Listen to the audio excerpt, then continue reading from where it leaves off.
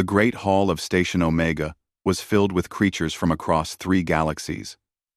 Hundreds of species had gathered here today. Some had scales. Some had fur. Some were made of living crystal. Others looked like giant insects. They all sat in a massive circular room, and they all had one thing in common. They were afraid. The war with the Velron Dominion had lasted 20 years. 20 long years of death and destruction. The Velrons were a proud warrior race. They stood 7 feet tall, covered in thick reptilian armor. Their eyes burned with yellow fire, and their claws could cut through steel. They lived for battle. They died for honor. And they were winning. Admiral Una Park sat in the human section of the Great Hall. She was a small woman with short gray hair and eyes that had seen too much death. She had served humanity for 40 years. She had won battles that seemed impossible. But today, she felt very tired. The meeting had been going on for hours. Species argued with species. Plans were made and thrown away. Nobody could agree on anything. The Velrans were too strong. Their armies were too large. Their generals were too clever. Then the lights flickered. Every screen in the Great Hall came alive at once. A face appeared. It was High General Kral of the Velron Dominion. His scales were dark green, almost black. A long scar ran across his face from his left eye to his jaw. When he smiled, he showed rows of sharp teeth. "Greetings, Coalition," Kral said. His voice was deep and filled with contempt. "I hope I am not interrupting your important meeting. I wanted to share something with you all." The screens changed. They showed a battlefield. Human soldiers were running. They were retreating from a Velran attack. Some fell. Others helped their wounded friends. They moved back to their ships and escaped into space. "This is the Battle of Nexus 7, Kral continued. "Watch closely. Watch the humans run." Admiral Park's hands tightened into fists. She remembered that battle. She had ordered that retreat herself. The position was lost. Staying would have meant death for thousands of soldiers. She had made the right choice. But now Kral was using it against them. The soft pink creatures, Kral laughed. "Look at them. They run like frightened animals. They hide behind their walls and shields. They are cowards. All of them." The hall was silent. Every alien eye turned to look at the human section. "Humans talk about honor and courage," Kral said. "But when blades are drawn, they flee. They are unworthy of the stars. They should not be in this coalition. They are weak. They are nothing." The transmission ended. The screens went dark. For a long moment, nobody spoke. Then whispers began. Admiral Park could hear them. She understood most of the alien languages. "Perhaps the Velron is right," said the Keth representative. The Keth were insectoids with clicking mandibles and cold compound eyes. "Humans have not won a major battle in 3 years. Maybe they should be moved to support roles." Quote, "Tuma. I agree," said the Vorn delegate. The Vorn were beings of living crystal. They valued strength above all else. Humans are too fragile for frontline combat. More voices joined in. Species that Park had considered allies now questioned whether humans belonged in the war at all. 20 years of sacrifice. Millions of human lives lost, defending coalition worlds. And now this. One speech from Kral, and it was all forgotten. Admiral Park stood up. The whispers stopped. "I need to contact Earth Command," she said. Her voice was calm and cold. "Please excuse me." She walked out of the Great Hall. Her footsteps echoed in the silence. She did not look back. In her private quarters, Admiral Park opened a secure channel to Earth. The face of General Day Choi appeared on her screen. He was the oldest member of the United Defense Council. His hair was white, his face was wrinkled, but his eyes were sharp and clear. "We saw the broadcast," General Choi said. "The whole council is meeting now." "They're calling us cowards," Park said. Our own allies are starting to believe it. I know. We've been discussing our response. What are we going to do? Send a fleet? Launch an offensive? General Choi was quiet for a moment. Then he smiled. It was not a friendly smile. It was the smile of a man who knew something that others did not. Admiral Park, he said. Do you know why humans tell stories about monsters? Park frowned. Sir, every human culture has them. The Boogeyman. Baba Yaga. Creatures that hide in the dark. Creatures that come for those who misbehave. General Choi leaned forward. Choi. Choi. Choi. Other species think these are just stories to scare children. They are wrong. These stories are warnings. They are reminders of what humans can become. What are you saying, sir? The Velrans want to see human warriors? Then let them see what we truly are. We are not sending an army. We are not sending a fleet. We are sending two. Admiral Park's eyes widened. 2 soldiers? Against the entire Dominion? Not soldiers, Admiral. Legends. We are waking the Boogeyman. We are calling Baba Yaga. Park felt a chill run down her spine. She had heard those code names before. They were classified at the highest level. Most people thought they were myths. Scary stories that soldiers told each other. But Park knew the truth. She had seen the files. She knew what those 2 people had done. Are you sure about this, sir? She asked. High General Kral made a mistake today, General Choi said. He insulted humanity in front of the entire galaxy. Now he will learn why that was unwise. He will learn why humans fear the dark. And then he will understand that we do not fear it because we are weak. We fear it because we know what lives there. The transmission ended.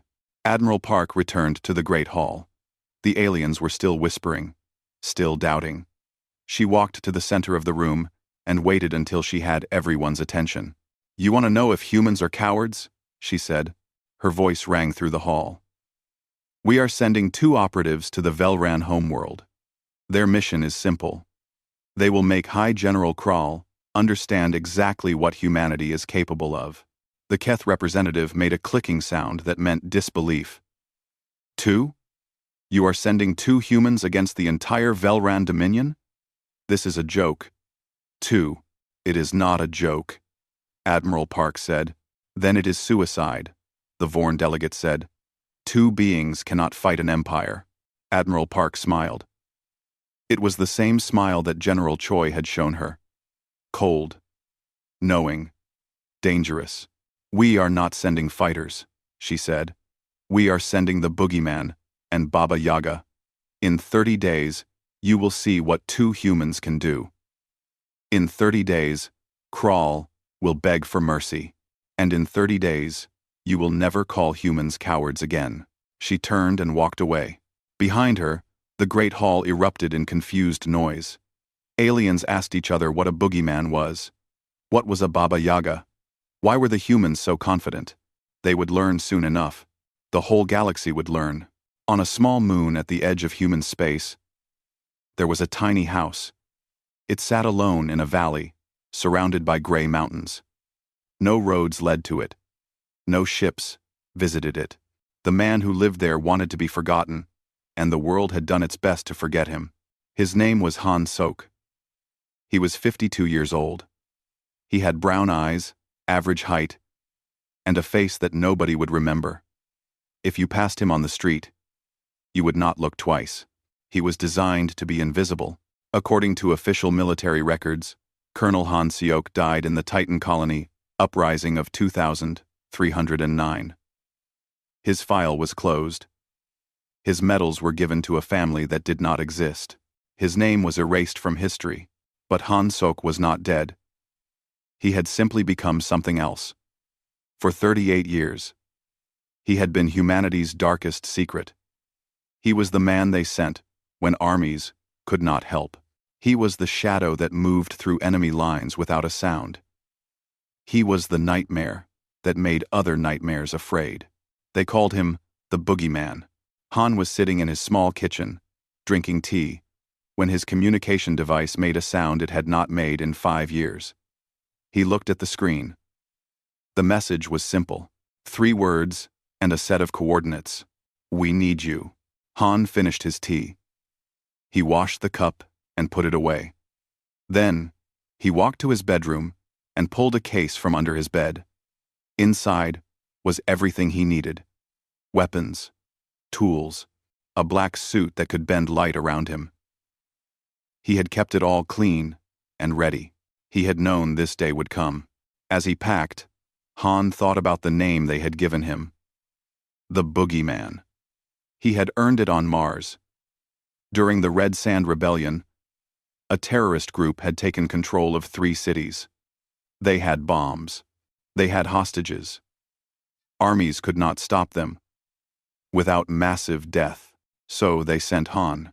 For 6 months, the terrorist leaders disappeared one by one. No bodies were ever found. No evidence was ever left. The remaining terrorists began to panic. They saw shadows moving in the corners of their eyes. They heard whispers in empty rooms. They stopped sleeping. They turned on each other, each one thinking the others were responsible. In the end, the last 12 terrorists surrendered to police. They were crying. They were begging. One of them told the officers, "The darkness itself is hunting us. Please, please keep us safe from it." Han Sok smiled at the memory. Then he picked up his case and walked out of his house. The Boogeyman was awake. On the other side of human space, on the frozen moon of Titan, there was a training facility that produced the best soldiers in the galaxy. It was called the Iron House. Only the strongest were allowed to enter. Only the strongest survived. The woman who ran it was named Hana Kim. She was 47 years old. She was tall and muscular, with short black hair and scars across her arms and face. Her left eye was not real. It was a cybernetic replacement, glowing faintly red in the dark. She had lost the original eye to a plasma blade. She had killed the man who took it with her bare hands. Hana's students called her many things. The nightmare that teaches. The woman who cannot die. The devil of Titan. But the name that followed her across the galaxy was different. Baba Yaga. In old Earth stories, Baba Yaga was a witch who lived in the forest. Those who entered her domain never returned. She ate the foolish. She destroyed the wicked. She was fear given form. Hana had earned this name during the siege of Europa Station. Enemy forces had broken through the main defenses. 300 soldiers were advancing through the corridors. Only one path led to the civilian shelters. Only one person stood in their way. Hana Kim held that corridor for 19 hours. When rescue teams finally arrived, they found her sitting among the bodies. She was covered in blood. Most of it was not hers. She was sharpening her combat knife and humming an old song. Around her lay the remains of 287 enemy soldiers. "What happened here?" the rescue commander asked. Hana looked up at him. Her one remaining eye was cold and empty. "They tried to pass," she said. "I disagreed. I disagreed." The surviving enemy soldiers who escaped that corridor told stories about her. They said she moved too fast to be human. They said she smiled while she killed. They said she was not a woman at all. She was Baba Yaga, the witch who devours. Now Hana stood in her office, reading the message from Earth Command. Her cybernetic eye scanned the words over and over. A smile spread across her scarred face. "Finally," she said to herself. "A worthy hunt." She walked to her weapons locker and began to prepare. 3 days later, Han and Hana met aboard a stealth ship called the Silent Wind. It was a small vessel, painted black, with engines that made no sound. It could pass through enemy space, like a ghost. The two legends stood in the ship's main room and looked at each other. They had worked together before. 3 times. Each mission was so classified that even mentioning it was a crime. But they remembered. They always remembered. "It has been a long time, Seok," Hana said. 7 years, Han replied. His voice was soft and quiet. "The New Tokyo incident. I remember. You made their entire leadership think they were being haunted. Two of them went insane before I even arrived. And then you arrived, and it was over very quickly. Hana laughed. It was not a pleasant sound. That is how we work, is it not? You break their minds. I break their bodies. Han nodded. The Velrans called us cowards. They called all humans cowards. I saw the broadcast. This General Krall thinks he understands war. Hana's red eye glowed brighter. He understands nothing. War is not about armies. It is not about ships. War is about fear. And we are fear. Han walked to a window and looked out at the stars. Two of us, against an empire. Do you think it will be enough? I think they made a mistake. They wanted to see what humans are capable of. Now they will see. He turned to face her. They will see the Boogeyman. They will see Baba Yaga, and they will pray to whatever gods they have that we decide to let them live. Hana joined him at the window. Somewhere out there, beyond countless stars, was Velron space. Millions of soldiers, thousands of ships. One arrogant general, who thought humans were weak. I almost feel sorry for them, Hana said. Almost? Almost. She smiled her terrible smile. But then, I remember what Krall said. How he laughed at us. How he called us soft pink creatures. Her hands curled into fists. He will not laugh when I am done with him. He will scream, and the whole galaxy will hear it. Han said nothing. He simply watched the stars pass by. The silent wind flew on through the darkness. On Velra Prime, High General Krall was celebrating. His broadcast had worked. The coalition was falling apart. The humans were humiliated. His officers brought him drinks and praised his wisdom. He laughed and told them that victory was near. He did not know that death was coming for him. He did not know that somewhere in the dark between the stars, two humans were getting closer. One was a shadow. One was a storm. Together, they were the most dangerous force the galaxy had ever seen. The Boogeyman and Baba Yaga were coming, and they were very, very angry. The silent wind slipped into Velran space without a sound. It passed by patrol ships and scanning stations like a ghost. The Velrans had the best detection systems in 3 galaxies. They found nothing. They saw nothing. The darkness swallowed the ship whole. Han and Hana landed on a small moon orbiting Velra Prime. It was a military staging ground, filled with soldiers and weapons and ships. 10,000 Velran warriors lived there, preparing for the next attack on the coalition. This is where we split up, Han said. They stood in the shadow of a cliff, hidden from view. You know what to do. Hana checked her weapons. 2 plasma pistols, a combat knife made of black metal, grenades, a blade hidden in her cybernetic arm. I kill. You haunt. She grinned. Same as always. Han nodded. His equipment was different. Tiny devices, no bigger than coins. A suit that bent light around him, making him nearly invisible. Tools for hacking computers and opening locked doors. He did not need heavy weapons. His mind was weapon enough. Give me 1 week, Han said. Then begin. Hana watched him walk into the darkness. Within seconds, he was gone. Not hidden. Gone. As if he had never existed. At all. Good hunting, Boogeyman, she whispered. Han's work began that same night. He moved through the military base like smoke. Cameras did not see him. Guards did not hear him. He was a ghost, made of flesh and bone. His first task was simple. He broke into the quarters of a high-ranking officer while the officer slept. He stood at the foot of the bed for 1 hour, watching the Velran breathe. Then he left a note on the pillow. I watched you sleep. The next morning, the officer found the note. He screamed for his guards. He demanded to know how someone had entered his locked room. Nobody had answers. The cameras showed nothing. The door had never opened. But someone had been there. Over the next few days, more officers found notes.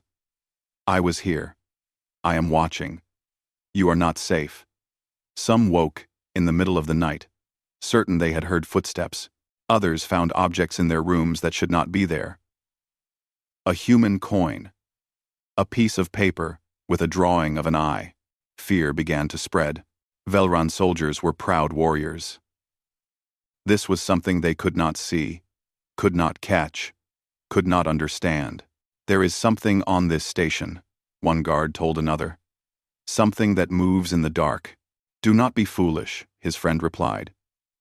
It is probably just a spy. We will find them. They never found anyone. On the 7th day, a high-ranking commander named Voss disappeared. He was in his quarters. The door was locked from the inside. There were no windows. When his guards broke down the door the next morning, they found his armor arranged neatly on his bed. Voss himself was gone. His body was never recovered. Panic began to set in. Then Hana began her part. The weapons depot on Velra Prime's second moon was one of the largest in the Dominion. It held enough weapons to arm 1 million soldiers. It was protected by walls of reinforced steel, automated gun towers, and 500 elite guards. Hana walked through the front entrance. The guards at the gate saw her coming. A single human woman, walking calmly across the open ground. They thought it was a joke. They raised their weapons and told her to stop. She did not stop. The first guard died before he could fire his weapon. Hana moved faster than his eyes could follow. Her knife went through his throat, and she was already moving to the next target. "Alarm!" someone screamed. "Sound the alarm." Alarms rang across the depot. Soldiers poured out of buildings. They fired their weapons. Plasma bolts filled the air with deadly light. Hana danced through it all. She did not dodge like a normal person. She seemed to know where every shot would go before it was fired. She spun and ducked and rolled. Her pistols barked fire. Her knife flashed red. Bodies fell. 12 minutes later, the depot was silent. 47 Velran soldiers lay dead. The weapons storage was in flames, and Hana Kim stood in the center of it all, covered in blood and ash, breathing calmly. One soldier was still alive. He had hidden behind a wall, too afraid to fight. Hana found him and dragged him into the open. "Please," the soldier begged. "Please do not kill me." Hana looked at him with her cold red eye. "I am not going to kill you. I need you to deliver a message." "A message? Tell your general that the witch is coming for him. Tell him Baba Yaga knows his name. Tell him there is nowhere he can hide." She dropped the soldier and walked away. Behind her, the depot burned. News of the attack spread across Velran's space. A single human had destroyed one of their largest weapons depots. 47 elite soldiers dead. It seemed impossible. It had to be a lie. But then more attacks came. Over the next 3 weeks, Hana struck again and again. She attacked supply convoys. She killed command officers. She destroyed communication stations. She never hid. She wanted them to see her coming. She wanted them to know that death was walking toward them. At the same time, Han's shadow war continued. Officers disappeared. Strange things happened in military bases. Guards reported seeing figures in hallways that vanished when they looked directly at them. Whispers came from empty rooms. And then Han turned his attention to High General Kral himself. Kral slept in his fortress on Velra Prime. It was the most secure building in the Dominion. Thousands of guards. Walls 20 feet thick. Security systems that could detect a fly from a mile away. Han walked through it all like it was nothing. One night, Kral woke up suddenly. He felt that something was wrong. He looked around his dark room. Nothing seemed different. Then, he saw it. On his pillow, inches from his face, lay a small coin. A human coin. Old and worn. Made of some copper-colored metal. Kral grabbed the coin and threw it across the room. He called for his guards. 50 soldiers searched every corner of his quarters. They found nothing. "Triple the guards," Kral ordered. "No one enters this room without my permission." That night, he did not sleep. The next morning, Kral opened his personal safe. It was locked with 3 different codes that only he knew. Inside, He kept his most valuable possessions. On top of everything lay a second human coin. Kral roared with fury. He executed 3 of his own guards for incompetence. He demanded answers. His officers had none to give. Across the galaxy, the Coalition watched in amazement. Reports were coming in from Velran space. Chaos, fear, destruction. 2 humans were tearing the Dominion apart. Not with armies, not with ships. With pure, unstoppable terror. Admiral Una Park received a message from the Keth representative. The insectoid's clicking voice sounded different than before. It sounded afraid. "What are these humans you sent?" the Keth asked. "What are they?" Admiral Park smiled. "They are what we become when you call us cowards." Somewhere in Velran space, Han Sok sat in the shadows of Kral's own fortress, listening to the general scream at his officers. He thought about the old stories his grandmother used to tell him, stories about monsters in the dark, about creatures that came for bad children. The Velrans would learn those stories now. They would learn them very, very well. And on a burning battlefield light years away, Hana Kim wiped blood from her blade and looked toward the stars. "I am coming for you, Kral," she whispered. "And when I arrive, you will wish you had never heard the name of humanity." The Shadow War was only beginning, and it would end with fire. High General Kral stood on the highest tower of his fortress and watched the sky burn. In the distance, another military base was exploding. Orange and red flames lit up the night. That was the 3rd one this week. 1 human woman had done that. 1. Kral's hands were shaking. He tried to hide it from his officers, but they noticed. They all noticed. The great High General, the terror of the Coalition, the undefeated warrior of 1,000 battles, was afraid. "We must increase security," one of his advisors said. "More guards. More weapons. More. Kral turned on him, with rage in his yellow eyes. "I have 10,000 guards surrounding this fortress. I have the strongest walls in the Dominion. I have weapons that can destroy cities. And still, someone is leaving coins on my pillow while I sleep." The advisors looked at each other nervously. "Perhaps we should consider negotiations," another one suggested quietly. "The humans have made their point. If we..." Kral grabbed the advisor by the throat and lifted him off the ground. "I am High General Kral. I do not negotiate with cowards. I do not surrender to soft pink creatures. We will find these 2 humans, and we will destroy them. Do you understand?" The advisor nodded weakly. Kral threw him to the floor. But even as he spoke those words, Kral knew the truth. He had never been more afraid in his entire life. Deep in the lower levels of the fortress, Han Sok moved through the shadows. He had been inside Kral's home for 2 weeks now. He slept in hidden spaces. He ate food stolen from the kitchens. He watched everything, and slowly, carefully, he began to break the Velran army from within. It started with whispers. Han hacked into communication systems and sent false messages. Officer A received orders that seemed to come from Officer B. The orders made no sense. They were insulting, confusing. Quote, "The one, confusing." When Officer A confronted Officer B, neither understood what had happened. Arguments began. Suspicions grew. Then Han started leaving evidence. A data chip hidden in one officer's quarters, containing secret plans to betray the general. A recording that suggested another officer was a spy. None of it was real. All of it was believed. Within days, Kral's officers were at each other's throats. 2 commanders fought a duel over honor. 1 died. 3 others were executed for treason they had never committed. The fortress was tearing itself apart. And through it all, Han left his coins. One appeared in the command center, on the main control panel. Another was found in the armory, sitting on a pile of weapons. A third appeared on the dinner plate of Kral's second-in-command. The message was clear. "I can reach anyone. I can reach anywhere. You are never safe." Then came the night of darkness. Every light in the fortress went out at once. For 3 seconds, 10,000 Velran soldiers stood in complete blackness. Some screamed, others fired their weapons at nothing. When the lights returned, every single guard found a human coin in their pocket. No one had felt anything.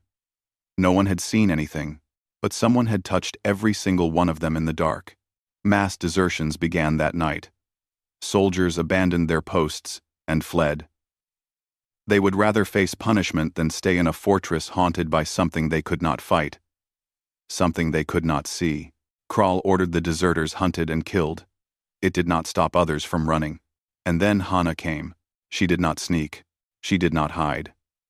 She landed her ship in front of the fortress's main gate and stepped out into the open. 10,000 guns pointed at her. Automated defense systems locked onto her position. "I am Hana Kim," she announced. Her voice carried across the stone courtyard. "You call me Baba Yaga. I have come for General Kral." Kral watched from his tower. He laughed, but the sound was hollow. "One woman.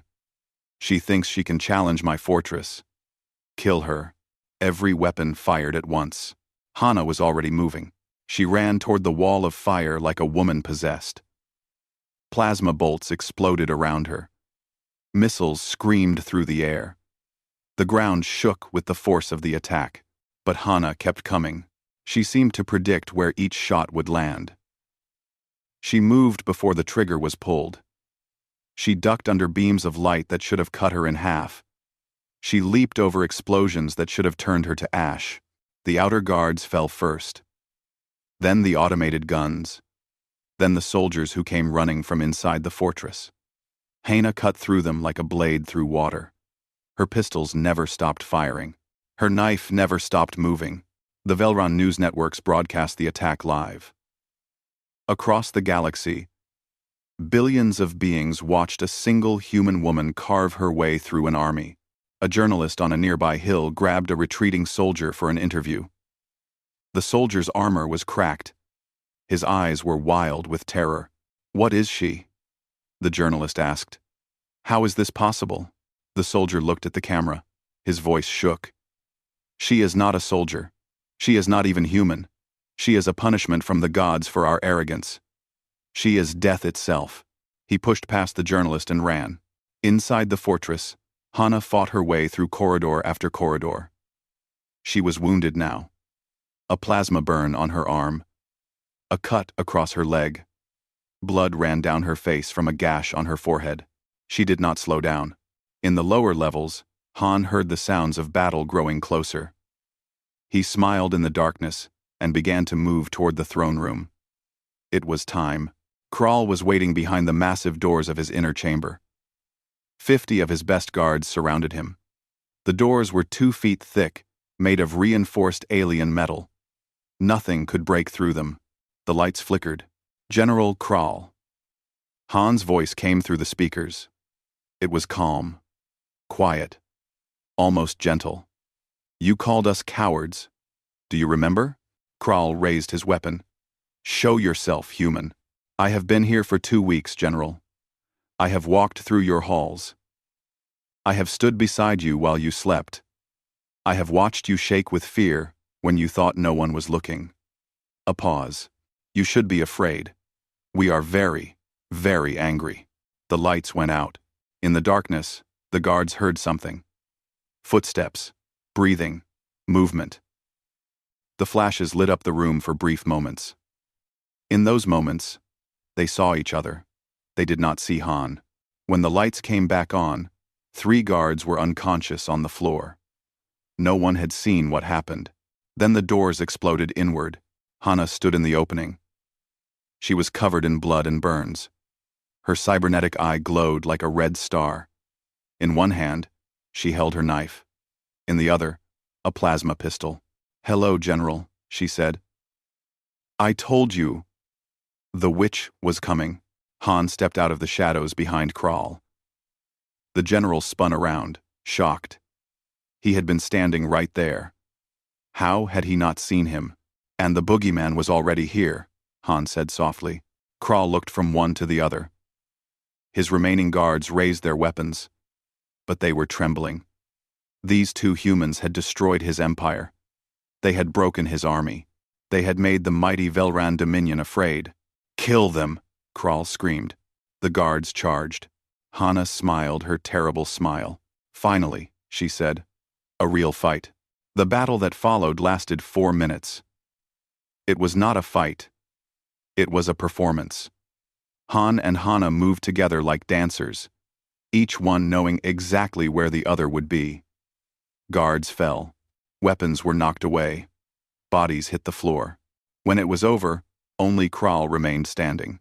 The great High General, alone in his throne room, surrounded by his fallen soldiers, facing two humans who had come to show him the truth about his enemy.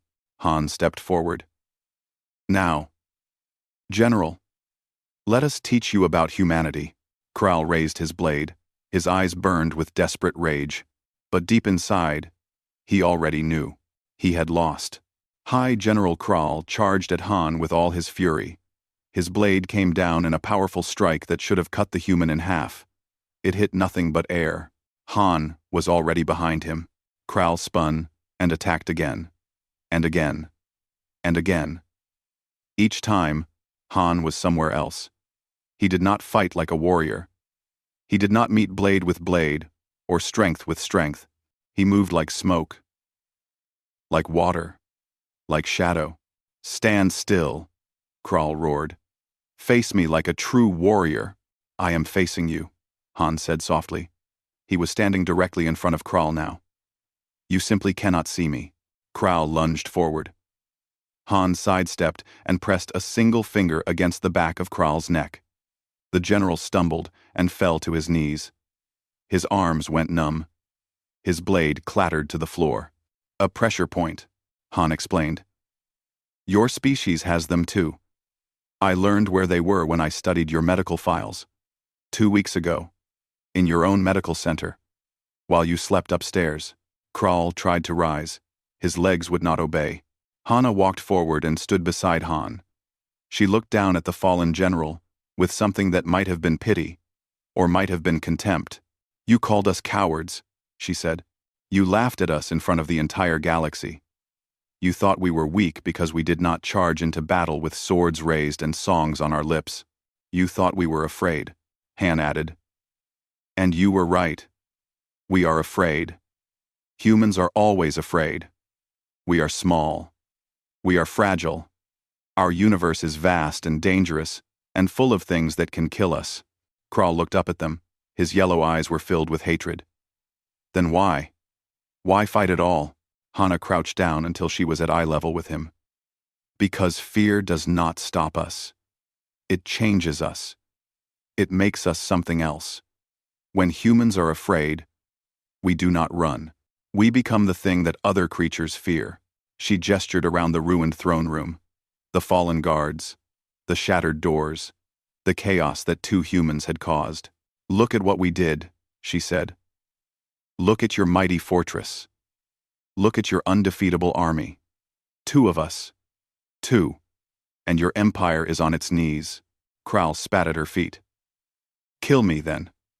Give me a warrior's death. I will not beg." Han knelt beside him. His voice was almost gentle.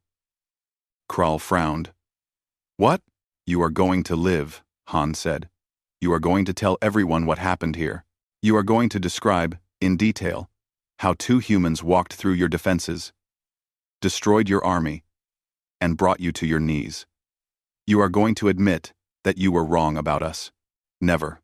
Hana laughed. It was not a pleasant sound. "You think you have a choice? Look at yourself.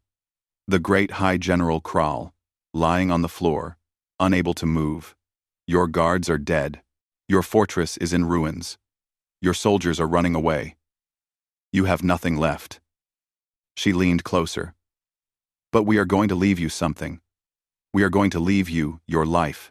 And every time you look in a mirror, every time you hear someone speak your name, you will remember this moment. You will remember that humans broke you. Not with armies, not with ships, with 2 people and 30 days. Han stood up. You will also remember this. We could have killed you at any time. On the first night, I stood beside your bed for an hour. I could have ended you then. But I wanted you to understand first. I wanted you to feel what fear really means. Kral's face twisted with rage and shame. You are monsters. No, Han said. We are human. We are what humans become when our enemies think we are weak. We are what happens when someone threatens our people and laughs at our pain. He paused. You wanted to see human warriors, General. Now you have seen them. Are you satisfied? Kral said nothing. Hanna pulled a small device from her belt. We are going to broadcast a message now. The whole galaxy will hear it. And then, we are going to leave. You can tell your people whatever you want about what happened here, but everyone will know the truth. She pressed a button. Every screen in Velran space came alive. Every screen in Coalition space. Every screen in the neutral zones. Billions of beings stopped what they were doing and watched. Han and Hanna stood in the ruined throne room. Behind them, smoke rose from the destruction. In front of them, High General Kral knelt in defeat. Han spoke first. His voice was calm and clear. The Velran Dominion called humanity cowards. You believed we were weak because we prefer peace, because we do not celebrate war, because we would rather build than destroy. He paused. You were wrong. We are not peaceful because we cannot fight, Hanna continued. We are peaceful because we know what we become when we fight. We know the darkness inside us. We have spent thousands of years learning to control it, to contain it, to use it only when we must. She gestured at the carnage around them. This is what happens when we stop containing it. This is what happens when you force us to become what we truly are. 2 of us did this. 2. Not an army. Not a fleet. 2 people with 30 days. Han stepped forward. We did not send armies because armies can be fought. We did not send ships because ships can be destroyed. We sent ourselves because we cannot be stopped. There is no fortress we cannot enter, no distance we cannot cross, no enemy we cannot reach. His eyes were cold and empty. Call us cowards again, please. We have so many more legends to send. The broadcast ended. Silence fell across the galaxy. 3 days later, the Velran Dominion sued for peace. They agreed to every term the coalition offered. They withdrew from all contested territories. They paid reparations. They signed treaties promising to never threaten human space again. When asked why they had surrendered so completely, a Velran diplomat had only one answer. We do not wish to meet any more human legends. Admiral Una Park attended the final peace ceremony. Representatives from 100 species watched as the Velran leadership signed the surrender documents. Many of them looked at Admiral Park with new eyes. Fear, respect, wonder. The Keth delegate approached her after the ceremony. His clicking voice was quiet.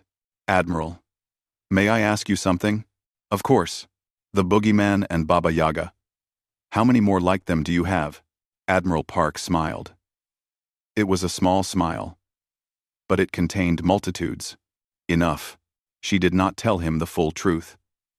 She did not explain that every human carried that same potential within them, that humanity's history was written in blood and fire, that every generation had produced its own legends, its own monsters, its own warriors who could shake the foundations of worlds. She did not need to. They all understood now. Humanity was not a species of cowards. They were a species that had chosen kindness. They had chosen peace. They had chosen to build instead of destroy, to heal instead of harm, to reach out with open hands instead of closed fists. But it was a choice. And when someone threatened them, when someone pushed them too far, when someone called them weak and laughed at their pain, they could make a different choice. They could become the Boogeyman. They could become Baba Yaga. They could become the monsters that other monsters feared. On a small moon at the edge of human space, Hansok returned to his tiny house. He put away his equipment. He made himself a cup of tea. He sat in his garden and watched the sunset. He was tired, but it was a good tired. The tired of a job well done. On the frozen moon of Titan, Hana Kim returned to her training facility. Her students gathered around her, asking questions about her mission. She answered a few, then sent them back to training. One student lingered. A young woman with fierce eyes and quick hands. Major Kim, why do humans tell scary stories? About monsters and witches and things in the dark? Hana looked at her for a long moment. It is not to frighten ourselves, she said finally. It is practice. It is a reminder of what we can become, if we need to. And it is a warning to anyone who might be listening. She smiled her terrible smile. A warning that the monsters in our stories are not imaginary. They are us. And they are always ready. The student nodded slowly. Now go train, Hana said. And remember what I taught you. The student bowed and ran back to the training grounds. Hana watched her go. Then she looked up at the stars. Somewhere out there, the galaxy was learning to respect humanity. Learning to fear what humans could do. Learning that peace was a choice, not a weakness. That was good. But more importantly, somewhere out there, the next generation of legends was being born. Young men and women who would carry on the tradition. Who would become the Boogeymen and Baba Yagas of tomorrow. Humanity would never be called cowards again. And if anyone was foolish enough to try, they would learn the same lesson that High General Krall had learned. The lesson was simple. Do not anger the humans. Because the humans have monsters, and the monsters are always hungry.